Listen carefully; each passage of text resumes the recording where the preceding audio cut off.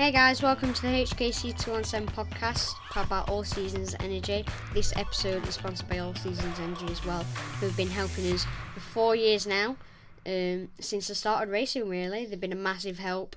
They've done a lot of things for us, and they've just been really nice, a really nice sponsor. Yeah, All Seasons have supported Hudson right from day one when he started on his 90 bike. They've been a great help in helping Hudson get where he is today, really, and without them it wouldn't be possible. If you want to head over to allseasonsenergy.co.uk, and our expert team will help you along. So this week's podcast is going to cover...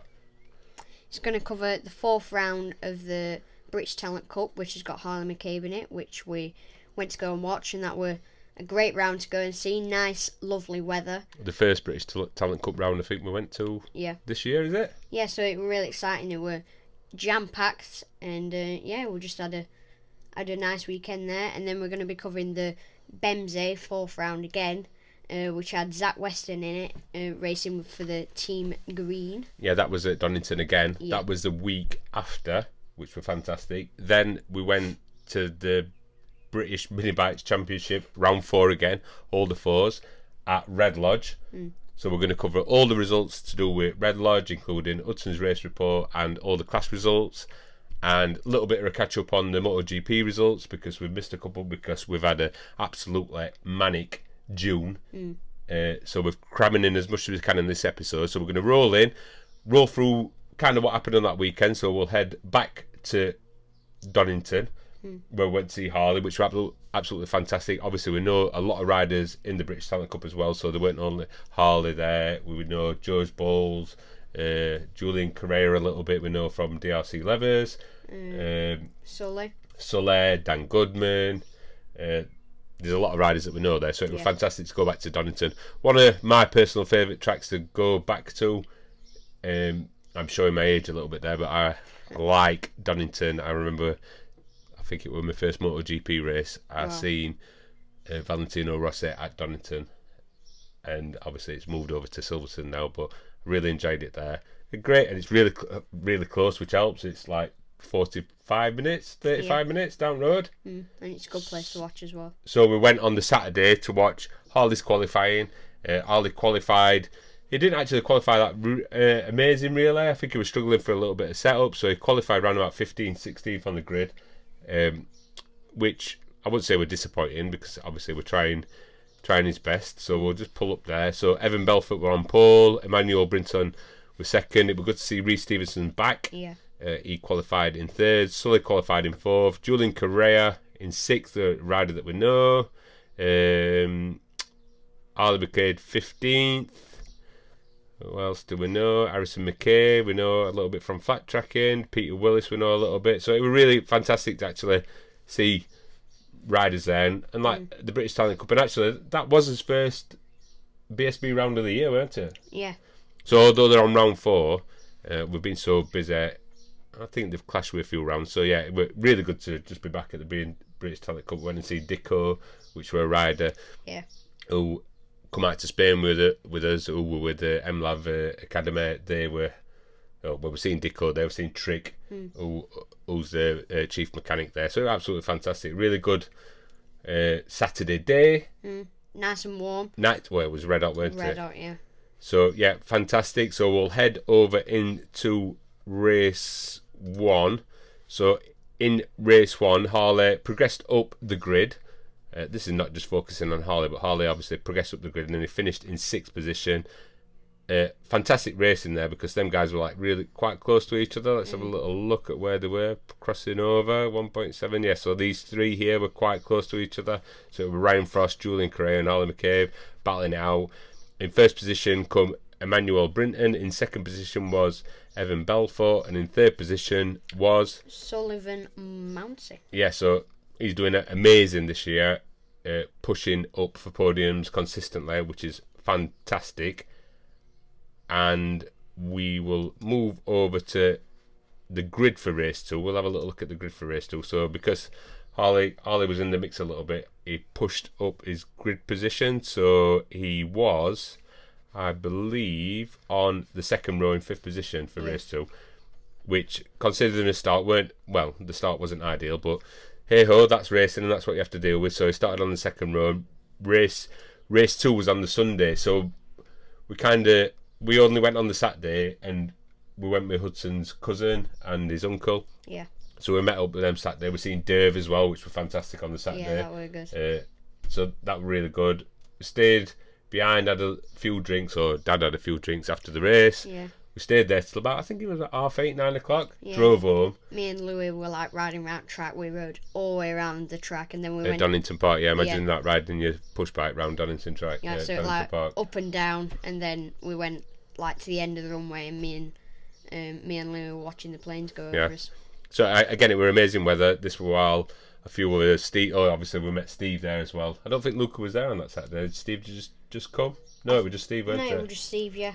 So we decided, as we were driving home, as Dad were a little bit drunk and Mum were driving home, we decided we're coming back tomorrow. So on the Saturday night, obviously Harley pushed a little bit forward. We needed some tyres for a 17-inch bike, so we purchased some scrubs off of John Boy and Harley, which enabled them to buy some new tyres for Sunday's race, basically. Yeah.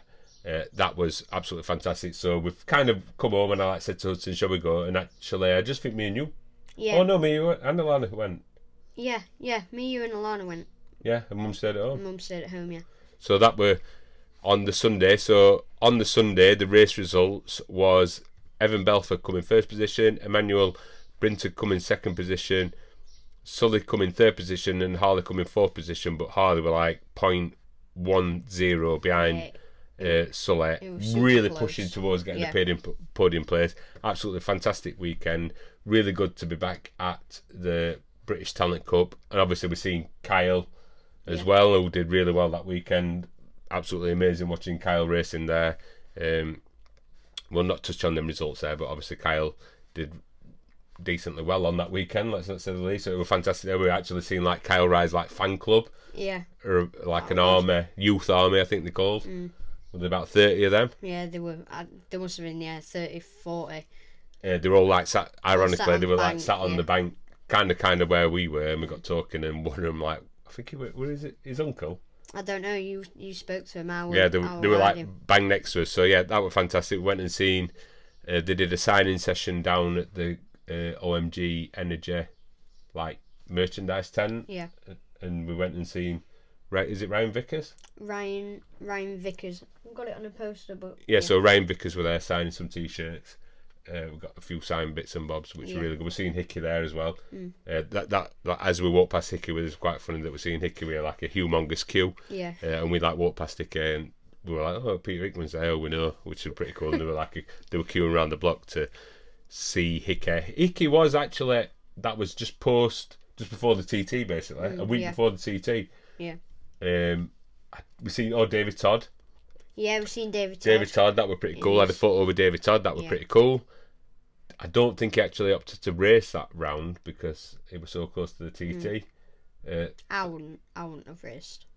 It's just a bit of a risk, isn't it? Well, anyway, so yeah, that was fantastic. A really, really good weekend, and we headed off home, knowing that we're actually coming back a week later for going to watch the ACU Team Green Junior Cup with Zach, and we had basically headed back to Donnington the next Saturday morning. Did we go down Saturday morning? Yeah, I think it were. So we stopped over for the weekend there. Again, amazing weather. I think it was hotter this day. It were hotter this weekend. It were hotter, yeah. So for qualifying in the Bemsee Team Green ACU Junior, well, that's a mouthful, Junior Cup, in the juniors, which I will only touch on. So it was Craig Dance on pole, Zach Weston in second position, and Robbie Park in third position. Yeah, really pushing on there. Again, we'd just come back like a week later. Yeah. So to see the ninjas going around there and watching the Talent Cup bikes before, it's like fair crack going around there. So race 1 results, and we've got an upcoming blog coming out, hopefully covering this if I've got time to edit that, where Hudson's obviously covering this weekend's racing at Bemsee. So race 1 results: Craig Dance come in first position, Zach come in second position, and Cade Watt come in third position for race 1. So at the Bemsee Championship, they have 4 races, don't they? Yeah, is that right? Yeah, 4 races. 4 races. So race 2 results was Zach Weston won race 2. Craig Dance come second, and the first junior is Robbie Park, I believe. Yeah, and then we'll move over to race 3 results. Have I clicked on the wrong one there? Oh my god! Yes, I have. Race 3 results. There you go. It was Zach Weston won race 3. Cade Watt come second, and Robbie Park come third. Oh, that's I think Craig's lever come off. Do you remember that one? Oh yeah, it did. Yeah. I don't know if it was on the parade lap or lap 1. Yeah. So unfortunately, I had to put that. That was like, oh, is there? Look. So that were he would got a deck. Because like Zach and obviously Craig were really bashing it out, and then we'll go to race 4, which finished. That's the grid, so we don't want that. That's not actually ideal, is it? So race 4 results. It was the first junior is Harley McCabe. Craig Dance come second, and Zach come first. So Harley turned up on. Did he come on the Sunday? Is that right? I think he'll be there. No, Sunday. No, he turned up Sunday. So yeah, it was like fantastic racing there. Yeah. Really good to see Harley again, and obviously we've just seen Harley the week before. Yeah. At the Back here British again. Talent Cup, and this time we were riding a Ninja there, so like a little bit of track time. We'd just been there week before, but fantastic racing there, and a really good battle. And like the top 3, let's have a little look there. So Harley, is that Harley there? So 0.81, 1.2, 0.2. But yeah, basically like the podium 1, 2, 3 of the juniors were pretty close, and really good battling all the way through. Good to see Harley, good to see Zach. Good results for Zach over the weekend. That was like what was that? I forgot what he got now. So race 1 results, he got. Let's have a little look. I hope you can see this. Race 1 results. So yeah, he got like a second, a first, and a third. Yeah. Not bad. Not bad. Yeah. Not bad. Yeah. So we will move over to. We don't want that up. We'll move over to the British Mini Bikes Championship, which will go through Hudson's race report from Red Lodge. So if you want to cover a little bit on that. So round 4, Red Lodge. Yeah. Another fantastic day. The weather was really hot. We're adjusting the setup of the bike on the practice day. So it was like red hot on that. Red hot, trying to keep yourself cool. It were absolutely scorching. Even you guys, you were. Wow. You Yeah, were it really was red hot. hot. Yeah. 34 degrees, I think it were. Wow. Yeah, so it was super hot. Good weekend, yeah. We were just like adjusting some of the setup. Last year, we went into the weekend with a positive vibe, didn't we? And we were like, oh yeah, we're gonna do better this year, because last year I struggled a bit at this track and it were quite tight. But this year I just went there and it clicked. And yeah, it were really good in qualifying. It was even hotter for qualifying, so I put in my best lap early in the session, and then I come in for a drink, and then I went out halfway through the session again, and yeah, we kind of had to split the sessions a little bit because it was so hot. They ended up reducing like the lap times of pretty much all the races all weekend. So in the afternoon, like the track temperature went up a good 10 or 15 degrees. So we had as like where I'm to like look at the track temperature, then adjust it to your tyres, because it was like the temperature was just like rising. It seemed like it got a little bit more. Well, you thought it felt like it was less grippy in the afternoon. It was less grippy in the afternoon, yeah. But in the morning, it was quite grippy. But in the afternoon, obviously everyone's in the same boat. But it were a lot less grippy in the afternoon. So you just had to be a bit careful, because it just slipped out on you sometimes. Yeah, I know it's a demanding track as well. Like the corners on that track is like really demanding. It's a really physical track. I mean, like I've never really seen Hudson like coming in so like flustered and hot and red. Yeah. You were saying like when you were sat on the bike on the in the Park Ferme later on, it was just like red hot. You had to get your helmet off. The worst bit were like so you come out and you get your helmet on. As soon as you put your helmet on, your temperature just starts rising. But as you're out there, because you've got a bit of airflow, you're still boiling up, but it's not that bad. But then once you come in and you're all like hot, and you like Park Ferme, you just go whoosh. You feel like you can't breathe, so you have to take off your helmet and you strip off like and we kind of like had a cool towel straight off. So going back to that, so you qualified P1 in the 110 and P6 in the 160 open class. Kind of struggled with 160 that weekend, really. We don't know if it were down to like tyres. In the Ohvale 160 Cup class, which Hudson's also in the open class, but in the Ohvale 160 Cup, it's a control tyre on that one. Not sure if that's the reason behind it. We did see a couple of other riders struggling with the control tyre. So moving on to the Ohvale 110 Cup, if you want to cover that. So race 1 in the 110 Cup. Yeah, race 1. Started on pole, got off to a great start. I got a good gap on him on like the first lap. On lap 3, the second place rider came off behind me, and the race had to be restarted because it were a red flag. Up on the restart, got away again well, and sealed the Ohvale 110 class win, and I got the open class win and the Ohvale win as well. So yeah, good race. I had a big gap. I just were consistent and just tried to keep that gap stable. Yeah. So on your first flying lap, you did, which you've glossed over there. So on your first flying lap before the red flag, you did your fastest lap. And I think that was your fastest lap at weekend. Where? What, from a standing start? No, not from a standing start. So your first flying lap in race 1, so like lap 2 of race 1, you did a 47.105, which were like your fastest. That was your fastest lap at weekend. So that one flying lap immediately after your first standing start lap, but fastest lap you ever did. So we'll move over to race 2.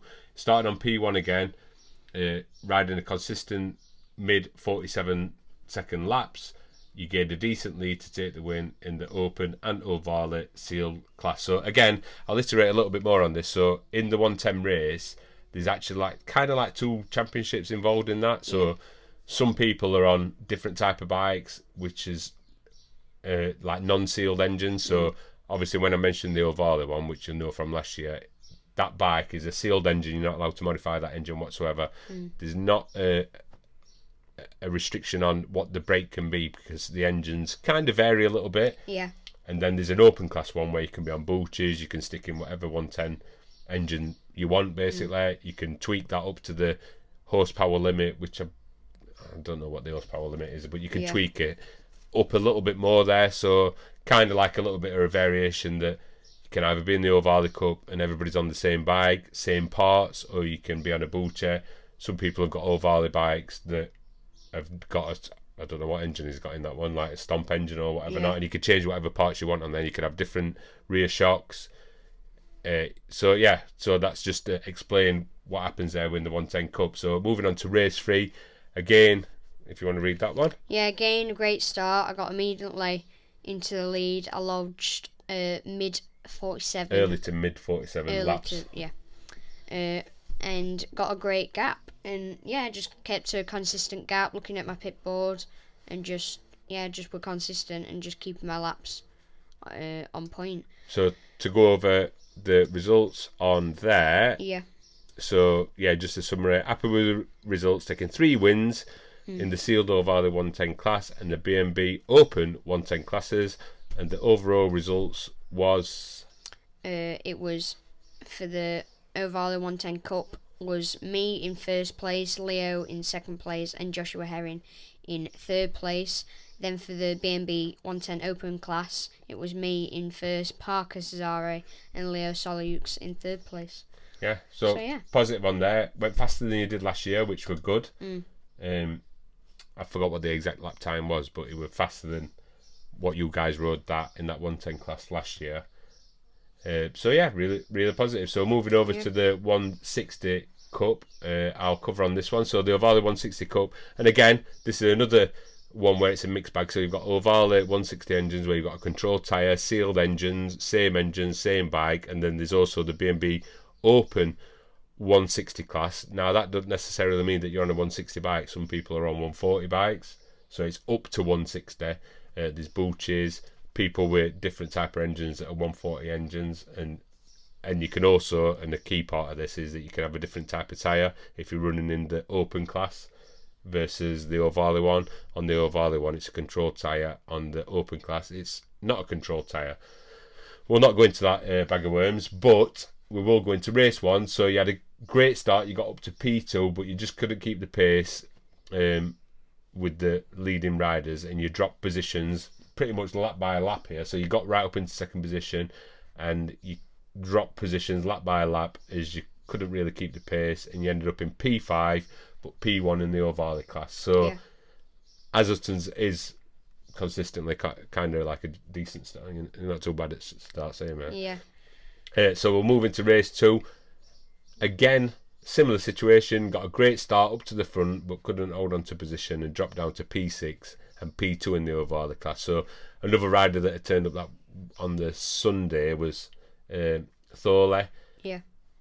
Again, it seemed like Thorley was struggling. Thorley was struggling as well, yeah. So Thorley had a couple of moments. I believe it was that race 2. Yeah. Certainly did in race 3. Certainly did, yeah. So again, he just come behind Thorley, probably about 5 seconds behind Thorley by end of race. Yeah. He seems like he was having. I'm not saying he weren't, but we do know in race 3 he certainly did have a moment. So yeah. In race 3, if you want to cover that one. Yeah, in race 3, this time I was battling with Thorley. So we had a great battle. We were switching places. I overtook him, and then he like cut me back up inside. And then I was just following him, and we're like, oh my gosh, we're having some moments here. And then he had a big moment in like the inner field, and he came into like a long right hander, and his front went, and he just had a massive wobble.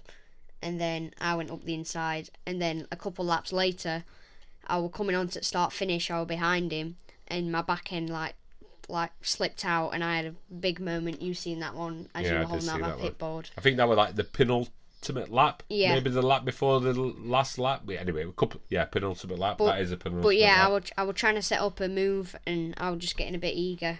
Like every lap, I was just getting more and more. You kind of eased off then a little bit. Yeah, and I was just like, oh, there's 1 lap left. 1 lap left. I'm not going to be able to push and get to him. I might come off. So you did actually come like quite close behind Thorley there, and like you two were neck and neck. But again, sounds like I'm making excuses there, but before they had a little bit of a moment, Hudson had a little bit of a moment. It weren't ideal. Demanding track. We're kind of trying to get we were doing the track temperature. We were looking at pressures. We were changing setup. Yeah, we were changing everything, suspension and stuff. Yeah, looking at the tyre warmer's pressure, the tyre warmer temperature, the track temperature, the actual surface temperature of the tyre. There's so many variations that we look at, but yeah, it just didn't seem to really click. It might be the demand on that track. I've just literally been talking about it today, thinking, was it that track with the demand on the track? Yeah, it's such high stress on the corners, because you have, like, on every corner you take such a wide entrance, and then it all of a sudden turns in on yourself, and like your front end you can feel it like wobbling, and like in that corner where Thorley nearly came off, you're coming into there and you're like sideways and you're full lock on the brakes, and yeah, obviously his front just went a little bit, and he pushed him right out to the side of the track. Front end wobble. You had the rear end wobble. Yeah. So to summarise on that one, happy with the clean sweep of the 110 class, poles and wins. Not ideal in the 160 Cup, but solid results in the controlled 160 Cup class. The heat this weekend was at times unbearable. Yeah. Reduced race times was welcomed by all. So yeah, do you want to touch any more on that? Like how hot it were? You were coming in, you were getting ice spikes. Coming in, I was melting ice on my face, like just getting a big ice cube, and within like 4 minutes, your face would just be like freezing cold. Plenty of water. Yeah. We were freezing like a towel, which come out with the freezer like cardboard. Yeah, you just like so smash it on your head. Yeah. So we're like you absolutely baking hot. Like I've never. I mean, like a lot of people who's been to BMB before. If you're following us, who's been to the racing before, like I think Pembrey were one of the hottest Pembrey times. were one of hottest, but I think Red Lodge were hotter. We've been to Ella Park when it's been red hot before, but in my opinion, the worst thing about it were the sun. But then when you come in, it was so humid. You couldn't escape it. Even in caravan, we had fans on a lot and all windows open, and it was just red hot, scorching. And then I thought towards the end of the weekend as well, the sun got sun less. Weren't there as much on sun Sunday, weren't there as much. But it was still red hot. But it got more humid, so it kind of. As I was tying the bikes up on Sunday, I come out of caravan, I was absolutely sweating. I had to tie the bikes up. And I just come out of the caravan, I just poured a big bottle of water over my head. It was absolutely baking hot. And you're right, it weren't actually as sunny on the Sunday, but it was just humid. And again, the temperatures were up in 34s. I think we had kind of it was just coincidental that the spot that we had, we didn't put obviously it kept us out of the shade having the awning up. But we kind of got it were a decent little draft through cold air going through, so it blew across the track. Another thing we were doing as well, we were coming in, and when it was dinner, we'd both get a shower, wouldn't we? We'd just come in and we're like, right, shower. Stone cold shower. Stone cold, you just go in, it'd be right nice. Just so it could cool down a little bit, we're boiling. And then, midday, you go in car, we're freezing on aircon. Oh, yeah, so that was another thing that we did. So we went and Hudson went and sat in the car in between some of the races on Saturday and Sunday. So he just sat in the car with the aircon on full. Yeah. Because it were probably the best, which it were. But then he got out of the car. It was that much of a temperature difference. I went in and I was sat down, and then my nose just started bleeding. I was like, oh, well, it's obviously a big temperature difference. Yeah, and for me, I went and sat in the car for half an hour, and then I got out of the car, and I felt worse. I felt worse because you got out of the car, and it was wow, I just want to stop in here. So that summarises the British mini bikes round 4, all the 4s. So that was the British Talent Cup round 4, the ACU Team Ninja round 4 at Donnington. Both of them were at Donnington, and the British Mini Bike Championship round 4 at Red Lodge. So we're also going to go over the overall results as we're touching on Red Lodge for round 4. All the 4s, 4, 4, 4. So we'll touch on the top 3 results from each class. So these are the overall results from all 3 races. So it doesn't reflect on who's won each race, but kind of does sometimes, doesn't it? Yeah. So in 3rd place it was Alfie Landemore. In 2nd place it was Max Robinson, and in 1st place it was Caden Herring. So that's the GSM 90 class, and we'll go into the 110 class, which we've already covered on. So in 3rd position was Leo Solio, in 2nd position was Parker Cesare, in 1st position was Hudson Cooper, and that's the open class results as well. For that one, we'll go straight over to the next one. So in 160. In the 160, in 3rd position was, this is the overall open class results. So in 3rd position was Daniel Stevenson, in 2nd position was Arne Carr, and in 2nd position was Valentino Kirk. And we'll go on to, we'll do the minibike 140 first. I don't know if these are classed. I bet you can hear that clicking, can't you? And sliding round, sorry about that. So in 3rd position was Tommy Almond, in 2nd position was Michael Mead, and in 1st position was Ben Lord. On that, and that is in the minibike 140. In the minibike 160 and vets. So we can actually class this one. No, we can't. So in the minibikes and vets, sorry. What is that class? In the minibike 160 vets, it was Robert Mead. In 2nd place, it was Tony Revelray. And in 1st position, it was David Cook. I don't think you can. Yeah, that's that. And then we'll go over to the super mini class. Oh, here we go. Look, there's 3 there. That's when they are separated. Can you see that? Yeah. So in the 190 Mini GP, in 2nd position was David Woolton, and in 1st position, a good friend of ours, Andy Thompson. In the Super Minis, in 3rd position was Lewis Smith, in 2nd position was Jake Smith, and in 1st position was Andrea Tadea. And in which one have I missed there? Mini Bike 190. Overall points. So they're only one rider in that, so that's Mini Bike 190. I don't know if that's a pit bike, but not a Super Mini. Yeah. So in first position was Aaron Sadler. And I think that covers them all, doesn't it? 1, 2, 3, 4, 5, 6. 5, 6, yeah. So we shall move over to the MotoGP Fantasy. No, just the MotoGP. Oh, so what okay. we're going to cover is the results from this is the Italian GP. So in the Italian GP, and I believe we watched the sprint race, didn't we? Yeah, we did, yeah. So at this particular round, we did actually watch the sprint race there. So this is the Italian GP there. So we watched the sprint race on Saturday, and then everybody didn't look at the results for Sunday, did they? So we watched the warm up and qualifying. I believe the TT were on that round as well at Red Lodge. Yeah, it were at Red Lodge. So we're watching both as well. Yeah. In fact, we had the TT on. We had the TT on in Sid's awning, which were across from us, and then we had the MotoGP on in telly in our awning. So yeah, pretty cool anyway. Pretty so cool. Yeah, just to cover over that. So in first position on the sprint race on the Saturday it was Francisco Bagnaia. In second position was Marco Bezzecchi, and in third position was Jorge Martin. So that'd be really good. I think we watched that race. We all sat down and watched it like Saturday evening on that one. Yeah.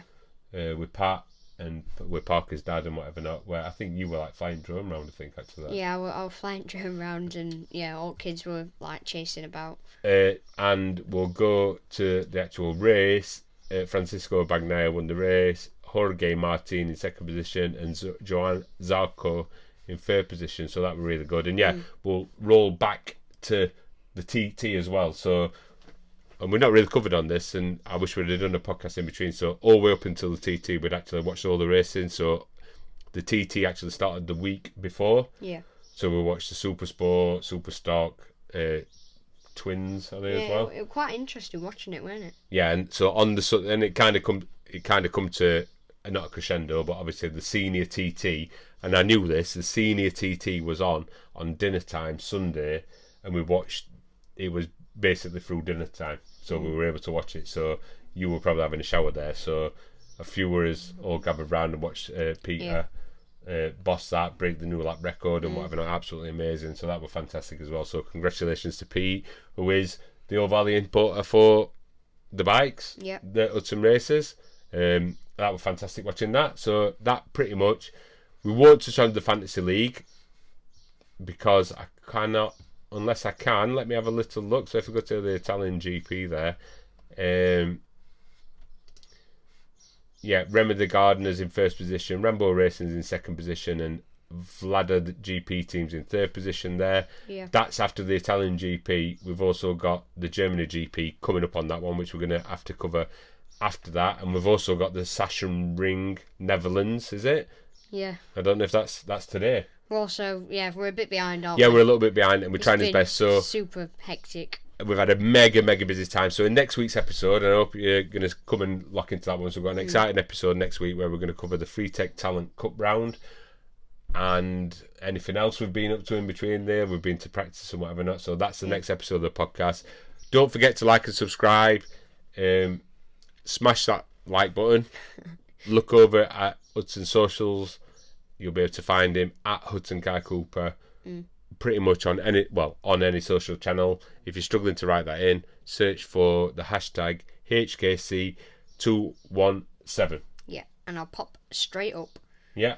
So like, subscribe, and we'll see you in the next episode. Don't forget to check out the vlog. We've got an upcoming vlog from Red Lodge. Yeah. Still ready to publish. A little bit behind here because I've been a little bit busy.